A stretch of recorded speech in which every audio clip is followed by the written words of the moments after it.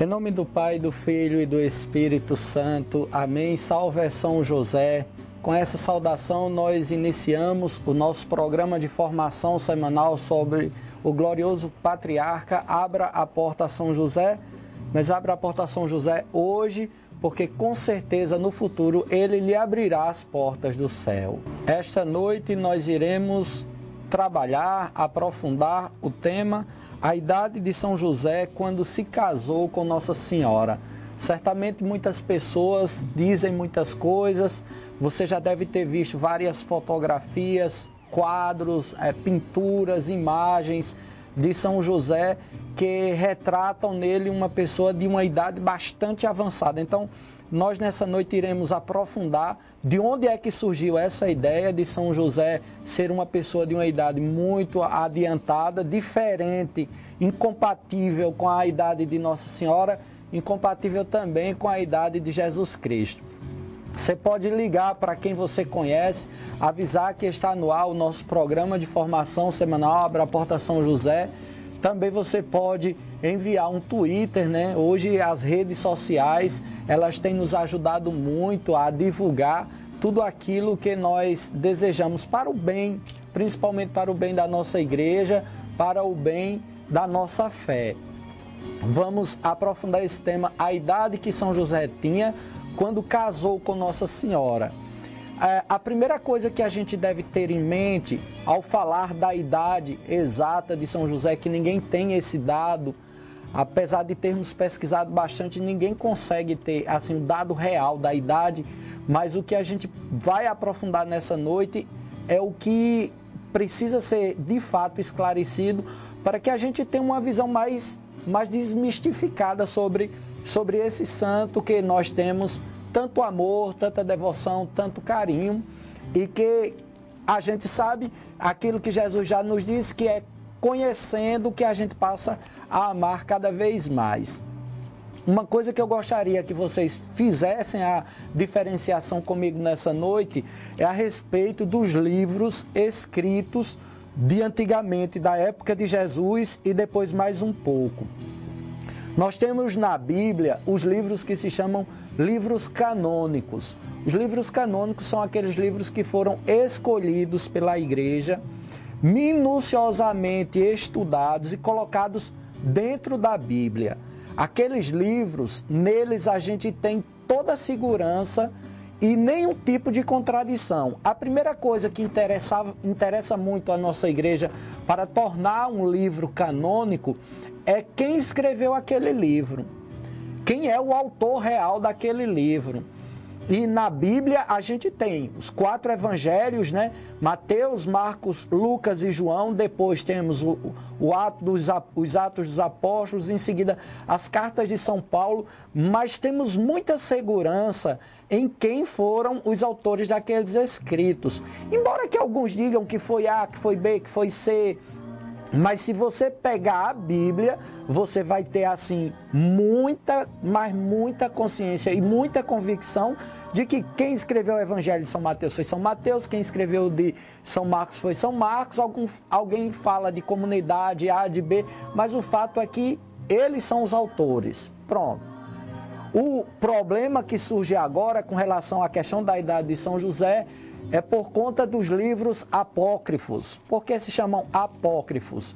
Porque esses apócrifos eles não foram colocados na regra da Bíblia, não fazem parte da Bíblia. O que é que torna um livro apócrifo? A primeira coisa, a igreja não teve firmeza em quem foi que escreveu aqueles livros. Existem vários evangelhos apócrifos, Evangelho de Tomé, Evangelho de Maria, Evangelho de São José, vários. São livros antigos também, que merecem a nossa veneração e o nosso respeito. Mas nós não temos a certeza, a igreja não tem a certeza, primeiro, de quem escreveu. Então, se ela não tem a certeza de quem escreveu, se ela não tem 100% de certeza, ela não vai colocar aqueles livros como sendo canônicos. Não colocou, inclusive, dentro da Bíblia. Primeiro porque não tinha certeza. E depois porque esses livros apócrifos, eles têm várias contradições dentro de si. diferentemente dos evangelhos e das cartas de São Paulo, de tudo que está dentro da Sagrada Escritura. Ali você não encontra contradição, não encontra contradição. Então, por esses motivos e mais alguns outros, eles são chamados apócrifos. Apócrifos porque não fazem parte daquele número de livros escolhidos pela Igreja como inspirados por Deus. Merecem respeito, mas eles não são canônicos, não estão no cânon, não estão na nossa regra.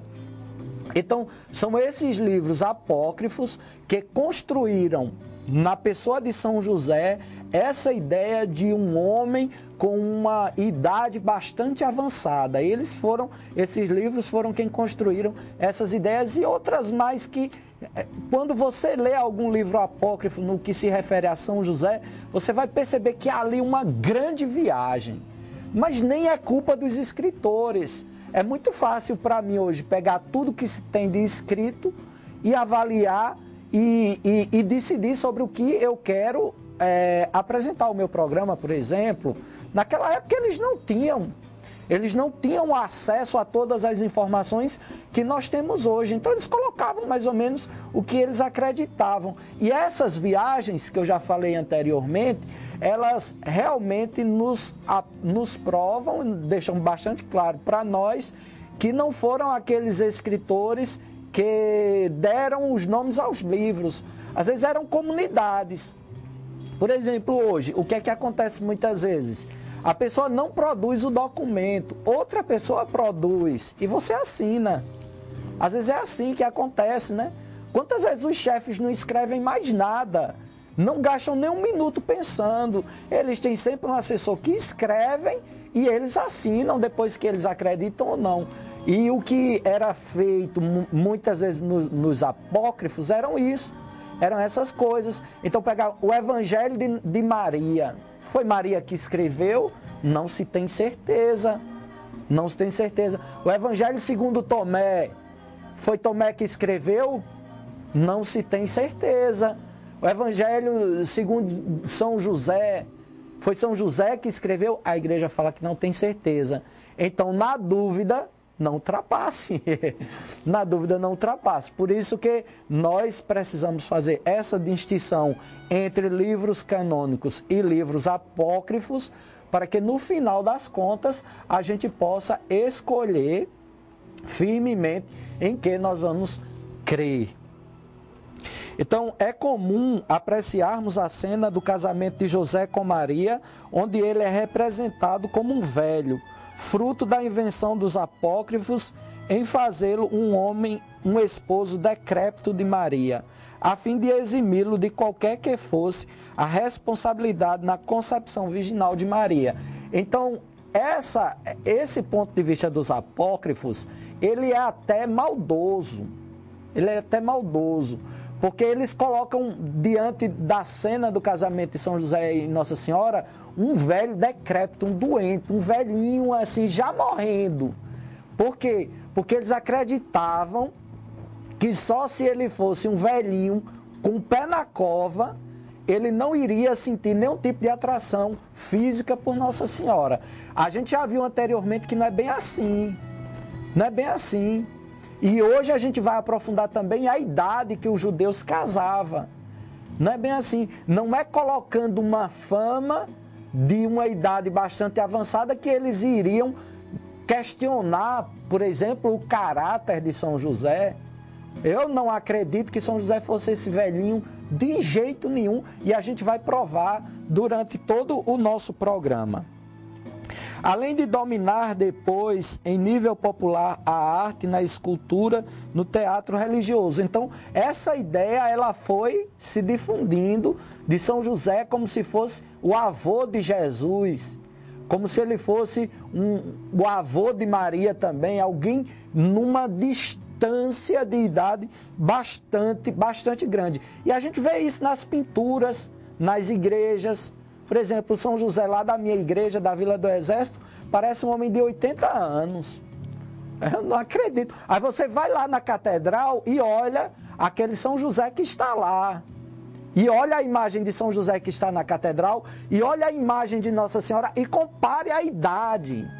Se você for à catedral, você já vai entender tudo que eu estou tentando dizer e que eu vou, se Deus quiser, São José vai me ajudar e que eu vou conseguir dizer nesse programa. Se você for à catedral, pare 10 minutos em frente à imagem de Nossa Senhora da apresentação. Olha para aquela imagem. Olha para o aspecto de idade da imagem de Nossa Senhora da apresentação. Em seguida, você vai para o outro lado do presbitério e para em frente à imagem de São José. E olha o aspecto de idade. Você vai ver como eles são semelhantes. Então a nossa catedral, ela acertou, porque ela colocou um São José com uma idade aproximadíssima de Nossa Senhora. Ali você vê a sintonia, e era isso que Deus queria. Deus não iria confundir a humanidade, colocando Nossa Senhora bem jovenzinha e São José bem idoso. Não, vá lá na catedral, eu convido a você para ir à catedral, vá à catedral, olha a imagem de Nossa Senhora, olha a imagem de São José e passa a acreditar naquilo que está lá, com relação à idade dele. É o melhor que a gente pode fazer para que a gente tire de uma vez por todas da nossa cabeça essa ideia. São José era novo, era velho, era... Vá lá, vá à catedral e lá você verá como era que era a diferença de idade entre eles. E a gente sabe que as imagens, elas são importantíssimas para nós que somos cristãos, até por isso. Até para tirar de nós essas sombras de dúvidas. Aquela imagem da catedral é lindíssima, é uma imagem do estilo barroco que foi confeccionada pelo que hoje se tem no Brasil de melhor artista em arte sacra do Brasil. Do Brasil. Então foi tudo muito bem estudado aquilo ali, né? Professor da Universidade de Artes Sacras, muita gente ali por trás, até aquela imagem chegar ali, teve muita gente por trás daquilo ali. Houve muitas pessoas por trás. Então, primeira coisa é essa. A idade era parecida. E nós temos o exemplo aqui na nossa catedral. Em seguida, houve uma reação a essa concepção errada e injusta. É até injusto isso. É até injusto, porque é tomar de Deus. Deus quis assim, e por que o ser humano não vai aceitar? Aí vai colocar essa disparidade grande com relação a essa questão de idade, só porque muitas vezes alguém desconfiou que ele não conseguisse. A gente sabe que São José e Nossa Senhora, eu já falei em programas anteriores, nós fomos à Terra Santa e a casa de São José, da carpintaria para a casa de Nossa Senhora, onde o Verbo se fez carne e habitou entre nós, meus irmãos, não dá 500 metros. Eles cresceram praticamente juntos. Eles se amaram muito antes de Jesus Cristo ter nascido. Eles tinham um projeto de vida, né? E não precisava de forma nenhuma a gente colocar em São José essa idade super avançada, como se ele não tivesse